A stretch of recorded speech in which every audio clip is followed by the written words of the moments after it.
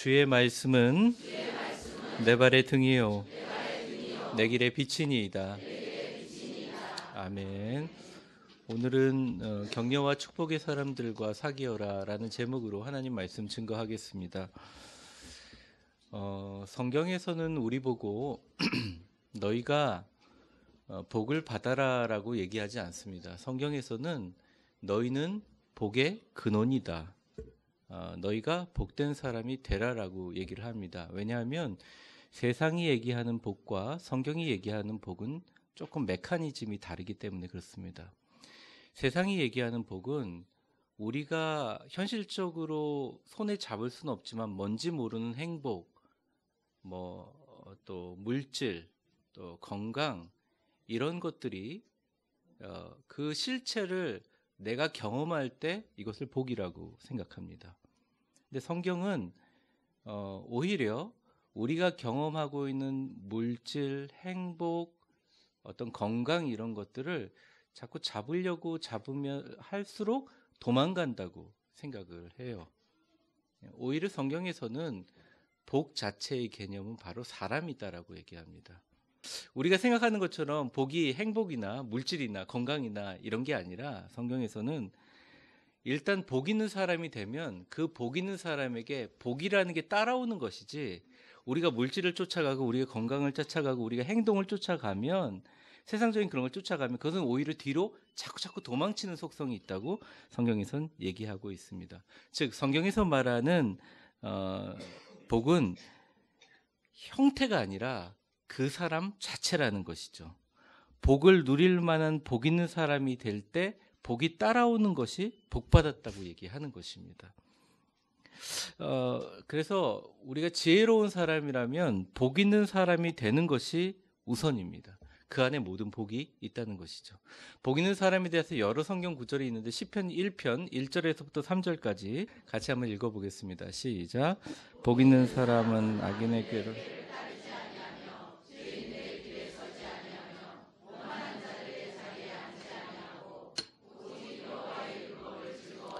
그 율법을 죄로 묵상하는 자로다. 그는 시냇가에 심은 나무가 시절을 따라 열매를 맺으며 그 잎사귀가 마르지 아니한 같으니 그가 하는 모든 일이 다 형통하리로다. 네, 정리를 해보면 그렇습니다. 1절 보여주세요. 복 있는 사람이라는 어떤 사람이냐? 악인들, 죄인들, 오만한 사람들을 멀리하는 사람들입니다. 두 번째, 2절. 복 있는 사람은 어떤 사람이냐? 말씀을 사랑하고 말씀과 같이 사는 사람입니다. 3절. 복 있는 사람은 어떤 사람이냐? 늘 푸르른 시냇가에 심긴 나무처럼 시절이랑 아무 상관없이 늘 푸르고 형통하다라는 얘기죠.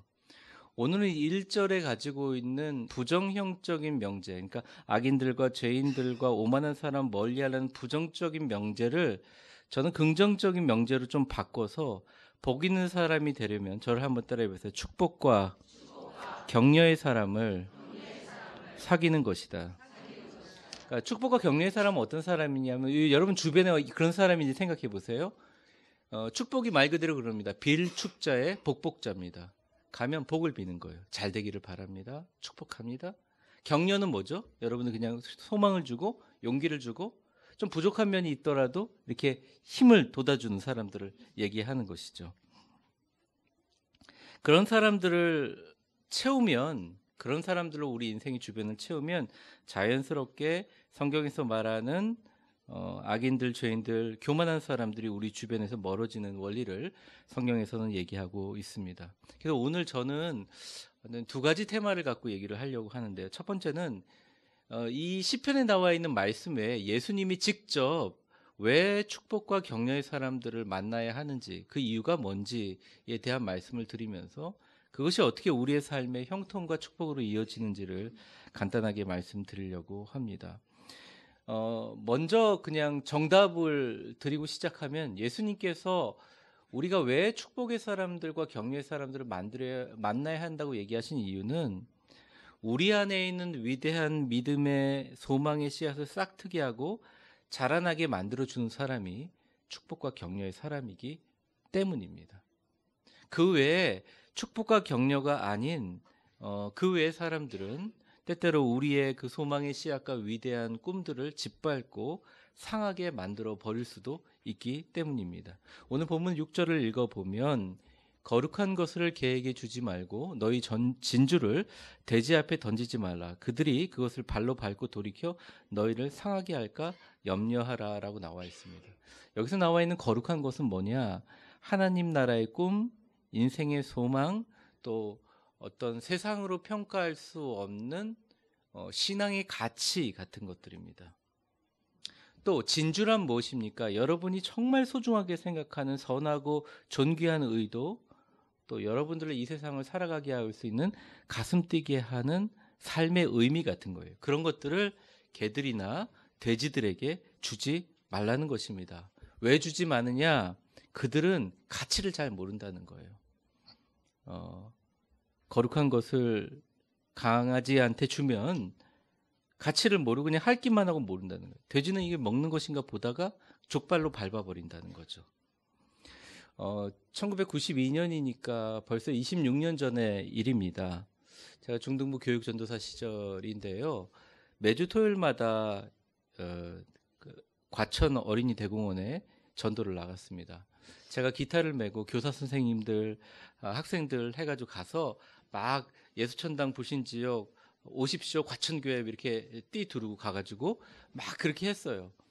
근데 정말 저희 말씀 증거가 부족했는지는 모르겠지만 전도지를 거의 그 당시에도 받지 않았습니다.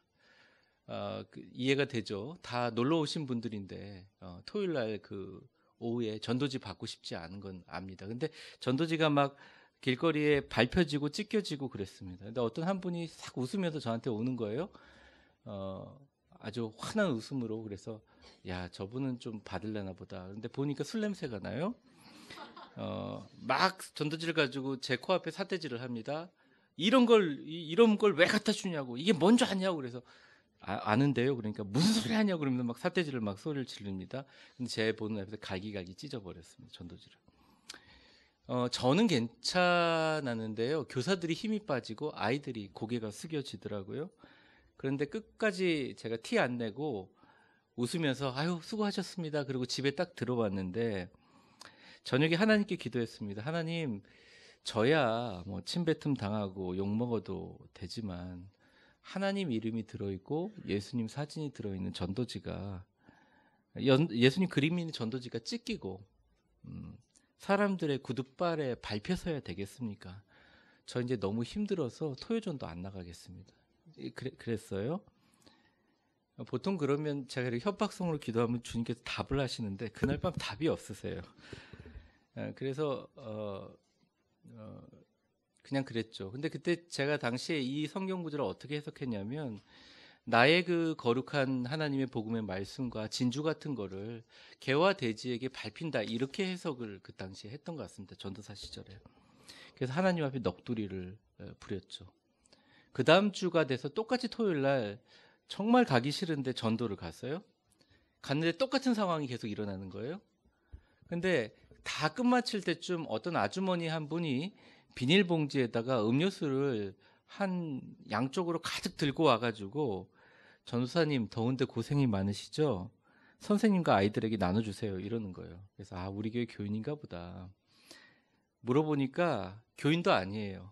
천주교 성당에 다니는 신자분이셨는데 너무 더운 날 고생해서 보기가 안쓰러웠다는 거예요. 그리고 이제 쓱 가시려고 하다가 뒤를 싹 돌으셔서 우리 교사 선생님들 또 아이들 또 저까지 서 있는데 환하게 웃으면서 이렇게 얘기하셨습니다. 젊은 분이 되게 열정 있게 전도를 하시는데 반드시 놀라운 결과가 있을 겁니다. 그러고 가는 거예요. 아멘 소리가 나오시는데 애들이 네 그러면서 막 웃고, 막 교사들이 막 힘을 얻고 막 찬양 소리가 막 커진 거예요. 예수 믿으세요 막 소리를 지르기 시작하는 거죠. 조금 있다가 이제 공원 관리자가 왔습니다. 죄송한데 앰프 설치 허가 받았냐고. 그래서 제가 네 받았습니다. 제가 전자기타 꼽아서 치니까. 그랬더니 좀 전도하려면 좀 조용히 좀 하라고, 얼른 철수하라. 그래서 철수했죠. 근데 그 다음날 주일인데 놀라운 일이 일어났어요. 분명히 토요일날 전도할 때는 아무도 등록하다가 쓴 사람이 없는데 전도지를 나눠줄 사람, 받은 사람 한 명도 없는데 전도지 다 아무도 안 받은 사람인데 새로운 학생이 10명이 와 있는 거예요. 그래서 이번 날만 그런가 보다. 그런데 그 다음 주도 또. 그러니까 토요일에 가서 열심히 전도를 하고 막 전도지 찍히고 오만 고생을 당하고 나서 그 다음 주에 가보면 자기는 전도돼서 온 애들이 아닌데 다 오는 거예요. 제가 그때 생각을 했어요. 이게 무슨 일인가. 굉장히 전도되는 사람들이 많이 늘어났습니다. 뭐 매주 10명 이상씩 계속 아이들이 오니까 얼마나 놀라운 일이 일어나겠어요? 그 전도하러 같이 나왔던 어거지로 끌려갔던 중등부 임원 아이들이 그 아줌마의 말에 변화가 된 것 같더라고요. 막 기도하기 시작하고 성령 충만하기 시작하고 그러면서 놀라운 부흥이 일어나기 시작했습니다. 그래서 전도되는 애들이 100명째가 넘었을 때 너무 기뻐가지고 제가 그 100명째 아이는 보통 우리 항공권도 추첨할 때 뭐 10,000명째 고객 이런 제가 등에 업고 젊었을 때니까 교회를 막 뛰어다니니까 애들 막 울고 웃고 막 박수치고 난리가 났었어요. 그 후로부터 5년 이상 저희 부서는 맡기만 하면 계속 배가가 됐습니다. 근데 제가 느꼈던 게 뭐냐면 그 아줌마가 불쌍해서 한 말일 수도 있어요. 그렇죠? 진심으로 한 말일 수도 있고. 그런데 그 말을 받아들이면서 그런 역사가 일어나면서 제가 이런 생각했습니다. 그러니까 제 마음속에 정말 누구도 저를 그걸 이렇게 인정하지 않아도 제 마음속 깊은 가운데 내면에 뭐가 생겨냐면 나는 어디 가든지 목회를 하면 사람이 늘게 돼 있구나. 그런 마음이 생기더라고요. 그러니까 내 안에 있는 작은 씨앗이긴 한데 그 씨앗이 움트기 시작했던 거예요. 저도 그 씨앗을 지금 계속 키우고 있습니다. 그래서 더 놀라운 것은 그 같이 했던 중등부 임원 아이들이 있잖아요. 그 친구들이 자라서 목사가 됐어요. 한 명은 우리 노회 목사님이고 2명은 다른 강남내 용천노회 목사가 됐습니다. 요즘에도 연락을 하면 목사님 예전 일 생각나세요? 이렇게 얘기를 합니다. 만약 제가 전도를 나갈 때마다 전도지가 짓밟히고 사람들에게 모욕당하고 이렇게 그런 것에 실망해서 전도팀을 철수해버리고 집에서 주님 나 전도하지 나가지 않을래요 라고 하고 있었다면 그런 축복은 은혜는 일어나지 않았다는 거죠. 즉 수많은 거룩한 것들과 진주들을 모욕하는 존재들에게 집중하면 우리는 발전할 수가 없어요.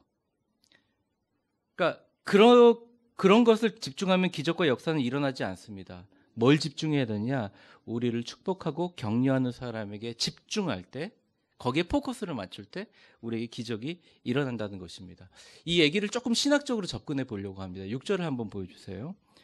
6절에는 실제로 개와 돼지를 조심하라고 주신 말씀이 아닙니다. 사실 이것은 굉장히 말도 안 되는 얘기입니다. 그 당시 이스라엘 사람들에게 거룩한 것은 집에 가지고 있는 거룩한 두루마리 성경이라든지 또 굉장히 귀중하게 여기는 여호와를 상징하는 물건이었습니다. 그것을 강아지한테 준다고요? 돼지한테 던진다고요? 진주라는 것이 지금은 보면 다이아몬드에 밀려 있지만 그 당시에 굉장히 귀한 보석인데 그걸 돼지 목에 걸어준다고요? 일반적인 상식으로 일어나지 않는 일입니다. 이 얘기는 비유라는 거예요. 비유. 여기서는 개와 돼지를 조심하라는 말이 아니에요. 그러니까 우리 안에 개와 돼지에 집중하지 말고 우리 안에 거룩한 것이 무엇인지, 우리 안에 진주가 무엇인지를 잘 깨닫고 어떤 일이 일어나더라도 누가 뭐래도 이것은 귀하게 여기고 다른 사람에게 어떻게 평가받더라도 흔들리지 말라라는 거예요. 잘 모르는 사람들, 가치를 모르는 사람들의 말에 휘둘리지 말고 축복과 격려의 사람에게 여러분이 갖고 있는 귀한 거룩한 것과 진주들의 가치를 알아보는 사람들을 만나게 해달라고 기도하는 게 우리 인생의 기도라는 것입니다. 어쩌면 우리 안에 많은 소망과 많은 꿈과 행복한 결심이 있어요. 근데 우리가 선하다는 이유로, 착하다는 이유로 그러한 너무 귀한 것들이 정말 전혀 모르는 사람들에게 그것을 가치를 알지 못하는 사람이 밟히도록 그냥 두는 경우가 너무 많다는 것입니다. 저를 같이 한번 따라해 보세요. 나는 다른 것은 양보해도 하나님이 나에게 주시기로 한 축복의 약속, 진주, 양보하지 않을 거야. 그러니까 우리 마음속에 이런 결심을 해야 돼요. 내가 다른 거는 다 양보하고 착하게 살 수 있지만 나의 거룩한 것과 진주의 가치를 모르는 나를 짓밟는 상징적인 개나 돼지 그런 것들에게 내가 전달하거나 던져버리지 않을 거야.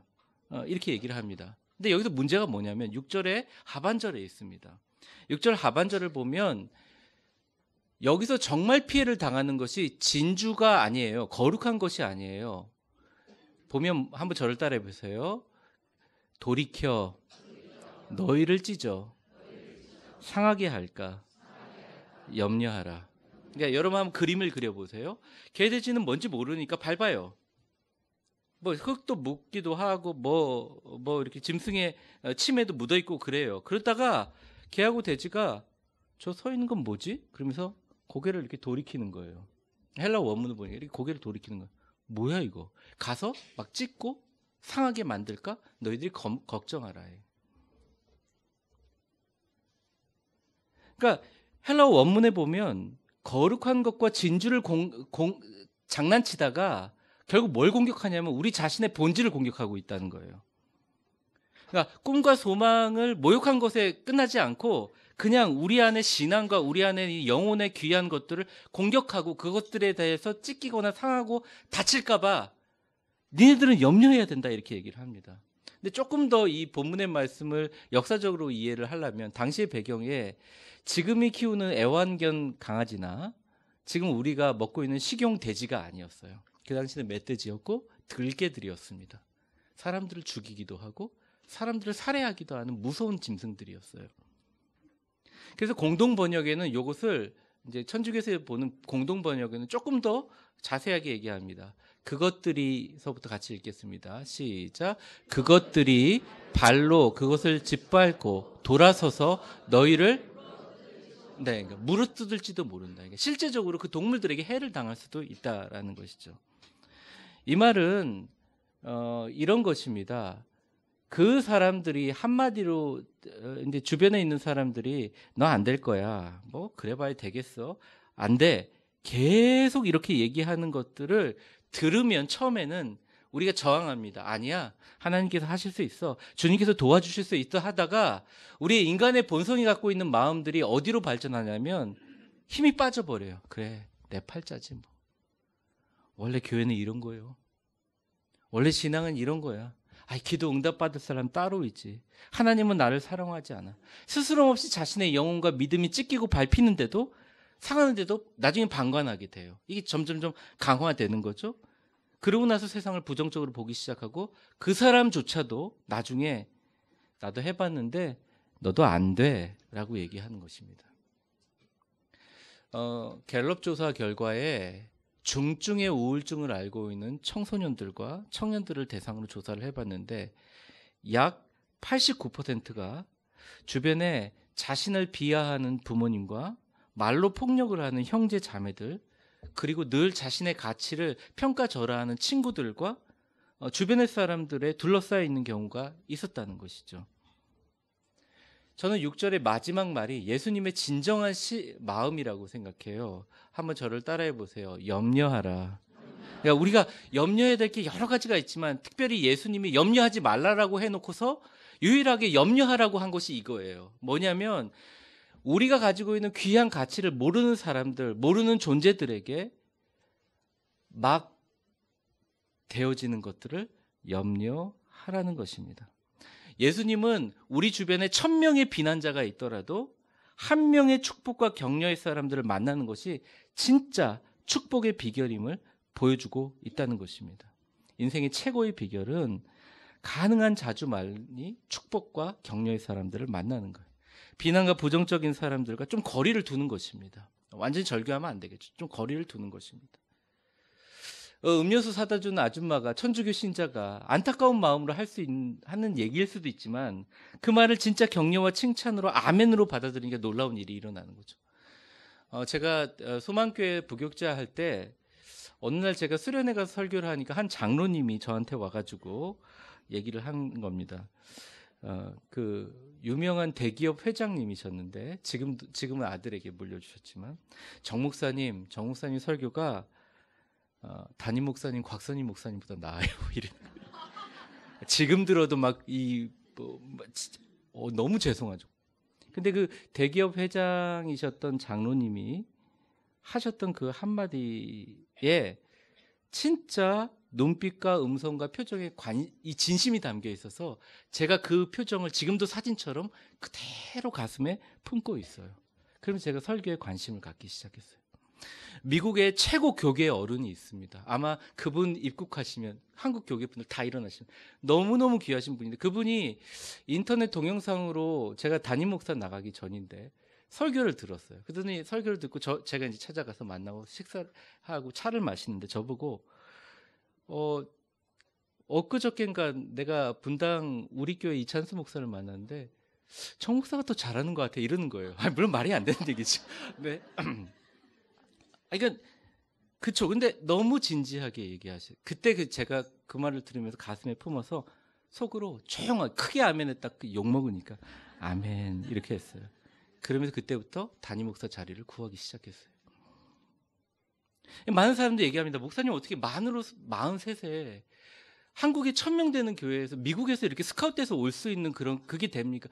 저는 아무것도 한 게 없다니까요. 추천서도 안 받는 교회였어요. 마음속에 가지고 있는 꿈을 그냥 키운 것뿐이에요. 그냥 누가 나에게 축복과 격려를 하면 아멘하고 받아들인. 한국에서 어떤 거의 10,000명 가까이 되는 목사님이 와가지고 제가 수행을 했어요. 그러면서 미국에서 이렇게 다니는데 그분이 너무 좋은 얘기를 많이 해줬습니다. 그래서 자기 자녀들 얘기를 하는 거예요. 그래서 제가 그냥 빈말로 뭐 계속 들을 수만 없으니까 목사님 자녀들이 너무 잘 되셨으면 좋겠습니다. 그렇게 했더니 그 상점에 있는 사람 다 들리도록 아멘 그러시는 거예요. 깜짝 놀랐어요. 지금도 아마 청담동 중에 가장 큰 교회를 목회하고 계신 분이. 제가 그런 생각을 했습니다. 뭐 목회를 크게 하고 잘하는 것이 어떤 축복의 기준이 될 수는 없겠지만 적어도 마음속에 품어져 있는 이 소망과 축복의 씨앗을 싹 틔워주는 축복과 격려를 받으면 그것을 그냥 아멘하고 받아들여서 내 안에 싹 트게 하는 것이 정말 귀한 거라는 거죠. 우리 인간은 연약하기 때문에 여러분들의 기도가 위대한 축복과 가능성에 싹트게 해줄 축복의 격려의 사람들로 우리 주변을 둘러싸 주시옵소서라고 채워주시옵소서 기도하는 게 최고의 인생 기도라고 제가 말씀드리고 싶습니다. 저는 여기에 좀 나아가서 우리 위대한 교회 성도들에게 축복과 격려를 받았으면 그 축복과 격려를 다른 사람에게 나눠주는 그런 사람이 좀 되었으면 좋겠습니다. 거짓 칭찬이 아니라 진심을 가지고 정말 감사합니다. 정말 잘 될 거예요. 정말 멋진 사람입니다. 정말 우리 교회는 잘 될 겁니다. 그리고 우리 교회에 놀라운 역사가 이룰 겁니다. 당신의 자녀에게 지금 힘들죠? 아니에요. 두고 보세요. 우리 자녀보다 더 잘 될 거예요. 이렇게 얘기하는 사람들이 주변에 이렇게 가득 차는 축복이에요. 그런 모임들이 막 모이는 모임이 일어나기를 주의 이름으로 축원합니다. 자녀들에게는 할 수 있다는 얘기를 좀 자주 해주시고 세상에 누구보다 너를 사랑한다는 얘기를 좀 자주 해주세요. 부부간에는 사랑한다는 말 좀 자주 해주시고요. 제가 이거 꼭 숙제로 드려야 하겠습니까?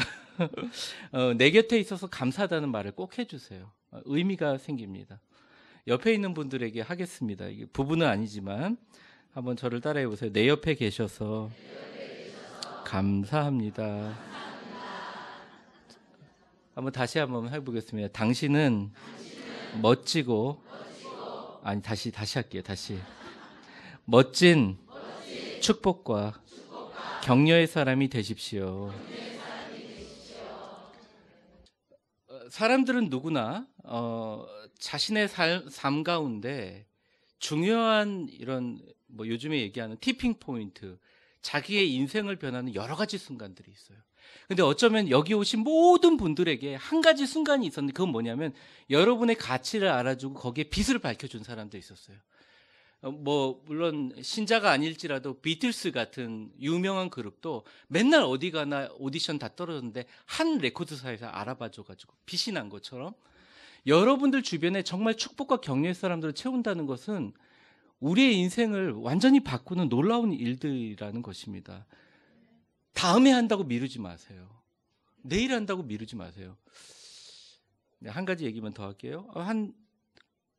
예수 믿는데 골초 남편이 담배를 끊는다고 얘기를 했습니다. 아내가 너무 좋았어요. 그럼 서약서 쓰세요. 서약서를 썼어요. 근데 그 다음날 저녁에 와보니까 베란다에서 담배를 피고 있어요. 여보, 담배를 끊는다고 서약서를 쓰고 왜 담배를 지금 피고 있습니까? 남편이 말했습니다. 여보, 서약서를 자세히 한번 보세요. 아내가 보니까 이렇게 쓰였습니다. 내일부터 담배를 끊겠음. 이렇게. 그럼 내일이 어디 있어요? Time flies like an arrow. 시간은 화살과 같이 빨리 날아간다. 여러분의 소중한 시간을, 여러분의 가치를 알아주고 여러분의 꿈을 키우게 하는 사람들과 교제하시는데 시간을 사용하시기 바랍니다. 여러분의 좋은 면을 바라보는 사람들과 어울려서 힘을 얻으세요. 무엇보다 세상을 바라보는 시선이 긍정적인 분들과 사귀시기 바랍니다. 그래야 좀 힘들고 어렵고 부정적인 사람들을 위로하고 품어줄 수 있는 여유가 우리 가운데 있게 되는 거예요. 저도 자꾸 근심과 걱정이 생길 때 좋은 사람들과 만나서 밥 먹으려고 하고 얘기하려고 하는데 다시 회복돼요. 영성이 살아나요. 우리 위대한 교회는 이러한 좋은 사람들로 가득 찬 교회입니다. 위대한 꿈을 꾸는 사람들이 정말 좋은 사람 아니겠어요? 우리 교회는 위대한 축복과 격려의 사람들로 가득 찬 교회가 되었고 그러한 교회가 계속 되기를 축복합니다. 이렇게 잘 주님의 말씀대로 염려하면서 자신의 거룩한 것과 귀한 것을 잘 보존하면 그 안에서 우리 안에 어떤 놀라운 축복이 일어나는데 그게 7절과 8절이에요. 오늘 같이 한번 읽어보겠습니다. 구하라 그리하면 너희에게 주실 것이요 찾으라 그리하면 찾아낼 것이요 문을 두드리라 그리하면 너희에게 열릴 것이니 구하는 이마다 받을 것이요 찾는 이는 찾아낼 것이요 두드리는 이에게는 열릴 것이니라. 아멘. 여러분 잠시 한번 눈을 감아 보겠습니다. 지금부터 한 조금 시간을 드릴 테니까 한번 눈을 감으시고 편안하게 내가 이 예배당을 나가서 일어나는 모든 예배 마치고 일어나는 일 중에 가장 행복한 시나리오를 마음속으로 한번 그려보세요. 그리고 그걸 구해보시고 찾아보시고 문을 한번 두드려 보세요. 인생을 살아오면서 이 격려와 축복의 사람들을 만나면 눈만 감으면 눈앞에 그림이 그려지고 시온의 대로가 열리고 이렇게 나아가는데 우리 마음속에는 대부분 우리가 갖고 있는 상황들을 어떻게 해결해야 되는 문제들로 가득 차 있습니다. 저를 한번 따라해 보세요. 주님, 제 안에 위대한 것이 있음을 믿습니다. 그 소망과 비전이 반드시 실현될 줄 믿고 구하고 찾고 두드리면 반드시 주실 줄 믿습니다. 이렇게 기도하고 찾고 구하고 두드리면 하나님께서 위대한 씨앗을 싹트게 할 사람들로 우리 주변을 채워주신다는 거예요. 그래서 경영학의 교과서라고 할 수 있는 책에서 이런 얘기를 합니다. 그레이트를 가장 방해하는 것은 굿이다. 좋은 것을 추구하려고 하면 각자 좋은 것을 얘기하기 때문에 진짜 좋은 것이 뭔지 알 수 없다. 이 땅에 가장 위대한 것을 방해하는 것은 좋은 것이다. 그런데 그 위대한 것은 어디 있느냐? 이 세상에 유일하게 특별하고 유일하게 한 개밖에 없는 것은 바로 너희 자신이고 너희 자신에 알고 있는 위대한 생각과 위대한 꿈이 바로 진정한 위대함이다. 그 위대함을 깨달을 때 우리는 다른 원칙 안에 서가게 된다. 우리는 가치를 위해서 일하지만 실제로 결과를 만들어내는 것은 바로 이 위대함을 아는 원칙이다라는 얘기를 했다는 거예요. 여러분, 우리 위대한 교회도 원칙이 있습니다. 어떤 어려움과 고통이 우리 교회를 가로막더라도 주님이 인도하시면 우리에게는 공급이 넘친다는 거예요. 공급이 인도를 만들어내는 게 아니에요. 인도가 있을 때 공급이 따라온다는 것입니다. 저는요, 저를 한번 따라해요. 신나고 기쁘게 행복하고 감사하게 주님 안에서 강하고 담대하라. 네. 사랑하는 성도 여러분, 말씀을 맺으면서 여러분들은 선택할 수 있습니다. 여러 가지를 선택할 수 있어요. 하나님이 우리에게 자유의지를 주셨기 때문에 여러분의 인생은 여러분들이 선택할 수 있어요. 근데 여러분들보다 훨씬 뛰어나고 여러분들보다 훨씬 어떤 삶의 기준이 되는 위대하신 하나님 말씀에 여러분들의 인생을 한번 맡겨보시면 어떨까요? 우리를 잘 아시고 우리의 속내를 아시고 우리의 미래까지 아시는 하나님이신 성령님께 우리의 모든 것에 인도를 맡겨보시면 어떨까요? 여러분, 우리는 선택할 수 있습니다. 우리 삶에 내가 어떤 사람이 될지 선택할 수 있어요. 웃으며 남을 격려하고 축복하는 며 살 것인가, 구하는 것을 받고 찾는 것을 찾아내고 문을 두드리고 열리는 역사를 일어나면서 살 것인가. 사랑하는 성도 여러분, 지금 당장 주변의 사람에게 복 있는 사람이 되시기를 바랍니다. 축복과 격려를 하는 사람이 되시기를 바랍니다. 그리고 내 인생에 축복과 격려를 하는 사람들로 가득 채워달라고 기도해 주세요. 특별히 자녀들을 위해서 기도할 때 내 자녀들 옆에 부정적이거나 교만한 사람이나 상처 주는 사람들 멀리하게 하시고, 좋은 친구를 만나게 하시고 늘 축복과 격려를 주는 사람들로 가득 채워달라고 기도해 주시기를 바랍니다. 저도 매일 기도합니다. 제가 목회 은퇴할 때까지 제 주변에 좀 꿈을 키워주는 사람, 격려하는 사람, 위대한 비전의 소망을 꽃피우게 할 믿음의 거인들로 주님 채워주세요. 그런 목사님들 만나게 해주시고, 그런 당회원들 만나게 하시고, 그런 직분자들 만나게 하시고, 그런 교인들 만나게 해주시고, 그런 분들로 가득 차게 해주세요. 제가 기도해서 이렇게 만났지 않아요? 그렇죠? 제가 하나님께 얘기하는 거예요. 저는 행복한 목사로 살고 싶습니다. 하나님, 제 인생을 부정적인 사람들 때문에 허비하고 싶지 않습니다. 내가 죽는 순간까지라도 내 갖고 있는 모든 에너지와 정신과 모든 힘을 한 명이라도 더 축복하고 격려하고 그 사람들 살리는데 내 인생 사용하여 주시옵소서라고 얘기하고 있다는 것입니다. 하나님은 이미 그 기도를 완성하고 계시고 응답해 주시는 줄 믿고 그렇게 하고 계신다는 거예요. 지금도 수많은 소망과 희망을 가지고 있던 우리 청년들, 지금도 위대한 하나님의 꿈을 꾸고 있는 자라나는 우리 교회학교 어린아이들, 어쩌면 지금은 내가 나이 먹고 늙었다고 생각할 수는 있지만 마음속 깊이 처음 예수님 믿었을 때 뜨거운 성령의 충만함과 기적의 소망을 갖고 있는 사람들에게 나는 죽을 때까지 그러한 사람들의 위대한 소망의 씨앗을 정말 칭찬하고 격려하면서 싹 틔워줄 수 있는 사람이 돼야겠다라는 것이 여러분의 인생의 목표가 되시기를 주의 이름으로 축원합니다. 다른 것은 다 양보해도 하나님께서 나에게 주신 축복과 은혜를 사람들과 세상의 소리에 빼앗기거나 그것으로 인하여 힘들어하지 않겠다. 저를 한번 따라해보세요. 나와 내 가족을 향한 하나님의 약속과 축복은 절대 양보하지 않겠다. 네, 여러분들이 결심하셔야 한다는 거죠. 이러한 사랑과 축복으로 아름답게 세워져 가는 교회. 그러면서 서로 그 축복의 넓이와 깊이와 높이가 어떤 것인지 깨달아가는 교회. 마치 에베소에 나와 있는 교회. 그 교회가 바로 우리가 추구해야 될 교회가 아닐까. 우리가 추구해야 될 인생이 아닐까 싶습니다. 오늘 이 말씀을 듣고 여러분의 인생의 목표가 누군가에게 평생 잊혀지지 않을 축복과 격려의 사람 되는 것이기를 주의 이름으로 축원합니다. 말씀 정리하겠습니다. 여러분 자신을 소중하게 여기세요. 여러분의 꿈과 소망이 짓밟히지 않도록 염려하시고 조심하시고, 여러분의 꿈과 소망과 비전을 축복과 격려의 사람들을 만나서 잘 나누시고 증폭시키시기 바랍니다. 강화하시기 바랍니다. 그리고 같이 꿈을 꾸시기 바랍니다. 그래서 여러분들도 정말 힘들고 어려워 낙심하는 자들에게 그들이 평생 잊지 못할 희망의 증거와 축복과 격려의 씨앗이 되는 놀라운 축복이 있기를 바랍니다. 그러면 구하는 것과 찾는 것과 두드리는 것이 반드시 이루어집니다. 예수님의 말씀입니다. 기도하겠습니다.